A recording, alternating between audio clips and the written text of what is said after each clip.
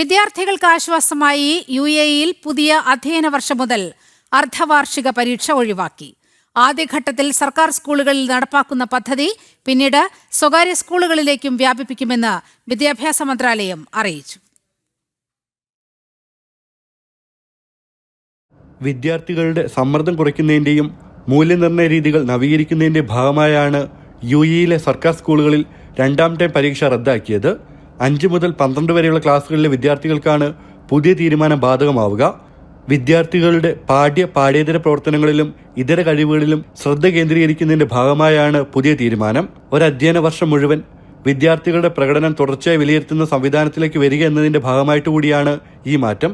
കൂടാതെ നേരത്തെ ഉണ്ടായിരുന്ന പരമ്പരാഗത പരീക്ഷകളുടെ സമ്മർദ്ദം കുറയ്ക്കുന്നതിനൊപ്പം കുട്ടികളുടെ ചിന്തകൾ വർദ്ധിപ്പിക്കാനും കൂടുതൽ കാര്യങ്ങൾ മനസ്സിലാക്കാനുമാണ് ഈ നീക്കമെന്നും വിദ്യാഭ്യാസ മന്ത്രാലയം അറിയിച്ചു. മധ്യവേനൽ അവധിക്ക് ശേഷം UAE-യിലെ സ്കൂളുകൾ ഈ മാസം 25-നാണ് തുറക്കുന്നത്. സ്കൂൾ തുറക്കുന്നതിന്റെ ഭാഗമായുള്ള മുന്നൊരുക്കങ്ങൾ രാജ്യമെങ്ങും നടക്കുകയാണ്. 2 മാസം നീണ്ട വേനൽ അവധിക്ക് ശേഷമാണ് രാജ്യത്തെ വിദ്യാലയങ്ങൾ തുറക്കുന്നത്. ജനം, ദുബായ്.